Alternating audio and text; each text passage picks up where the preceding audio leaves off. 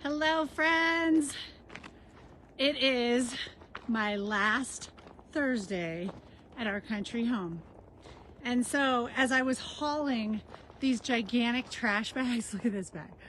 As I was hauling these bags out to the dumpster yesterday, I reminded myself of how much courage it took to do this.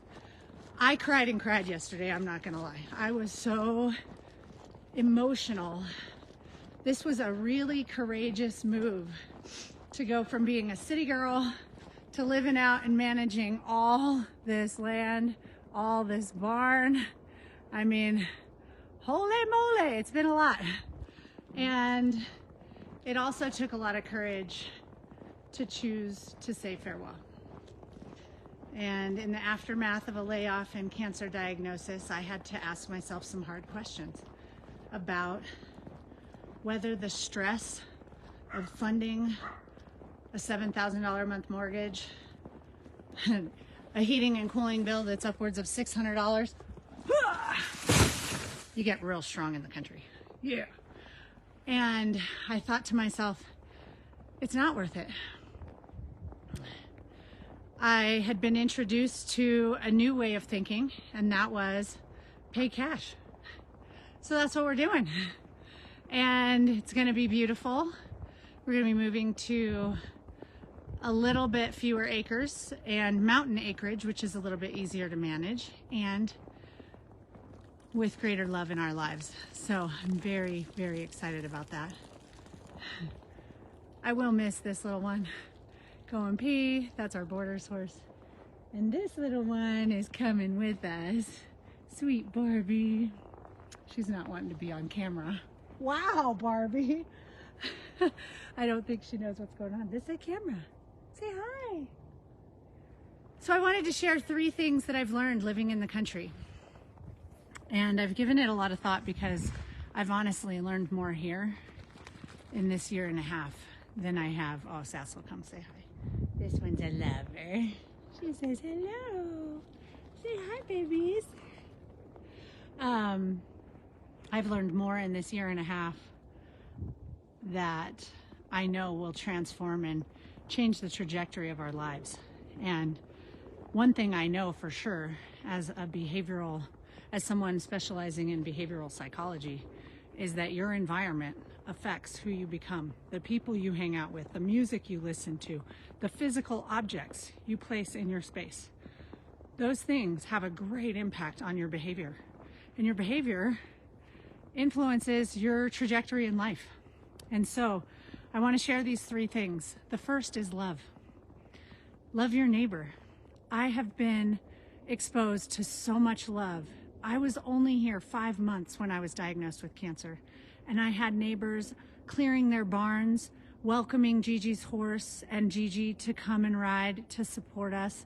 I had neighbors coming and plowing the driveway, a mother-daughter snow angel team, 2 snow angels coming by to help out, neighbors delivering hay. I had these 2 women, actually 3, just haul a gigantic truckload of hay over. And I was in the aftermath of surgery and wasn't able to move or help lift anything. And it was so absolutely incredible to just see the strength that we have, to see that we could do hard things. I had a neighbor after surgery write to me and say, hey, I made you some kale and mung bean soup. It's really healthy to nourish your body. I made a giant batch for you and Gigi. Can I bring it over tonight?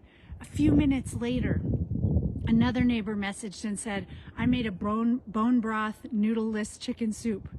Can I bring it over today or tomorrow? I said, tomorrow would be great. The way that I saw God work through the hearts of people increased my faith. Seeing people of incredible faith lifted mine. I've been surrounded by some of the world's most beautiful people here. And you show love too. Yes, yes, yes. She's nudging me, wanting to be on camera. Hi, baby. Hello. The beauty of this life. And while there is a lot of sadness, and I spent a lot of time crying yesterday, I choose optimism. I choose love, loving life. Wow. And the second biggest lesson learned is peace comes with your pace. slow down your pace. God doesn't run at 150 miles an hour. You won't be able to pay attention to the beauty of this life if you're running at that pace. Slow down your pace, spend time in nature, laugh more often, and you will experience greater peace in your life. There's a lot of uncertainty and unknowns. The home that we're building is actually not done, and we moved this weekend, but God provided. There's a neighbor that needs help with their 4 horses and homestead, and we're going to be house sitting for them over the holidays. And so that's an amazing gift, to have 3 weeks to be able to generously give our time and share love with them, and also have a place to call home for a little while things get finished up. So just trust in the blessings. See the optimistic side of things. That's love. Love is number 1. Peace and pace, number 2. Number 3, courage. It takes a hell of a lot of courage to live in the country. These people, they just dive in. They don't sit and overanalyze. As a city girl, I showed the 4 symptoms of fear. Jen Gottlieb writes about them in her book, Be Seen. The 4 symptoms are perfectionism. I'm queen of all 4 of these things, by the way, so don't feel bad if you exhibit these as well. Just practice greater self-awareness. The number 1 trait of extraordinary leaders is self-awareness. And so the first is perfectionism. Sometimes we let perfect be the enemy of progress. Not in the country. Nothing's perfect out here. Let me tell you, my home is never perfectly clean. There's dirt everywhere all the time, and you just live with it, and it turns out it's okay. So perfectionism is one we let go of. Comparisonitis. People in the country don't have time to compare. You don't know who's got a Tesla. In my last neighborhood, we had like the Teslas of Central Park. Here, you don't know what anyone drives. Their garage is way too far away. But interestingly, you do recognize a foreigner when they're in the neighborhood. So comparisonitis is something we have to let go of. That's just a form of fear creeping into your life. The third one is FOMO. For winners and people who are leaders, FOMO is fear of missed opportunity. There's no fear of missed opportunity because you're carpe diem, baby. You're seizing every day, standing in the sunshine, enjoying the joy of Mother Nature. And the fourth one is analysis paralysis. Those were things that in the city, I had time to sit and overanalyze and try to perfect, and it slowed my progress. In the country, you just act with courage. You take one step at a time. Scripture tells us God delights in the details of our lives. He directs the steps of the godly. You only have to know the next step.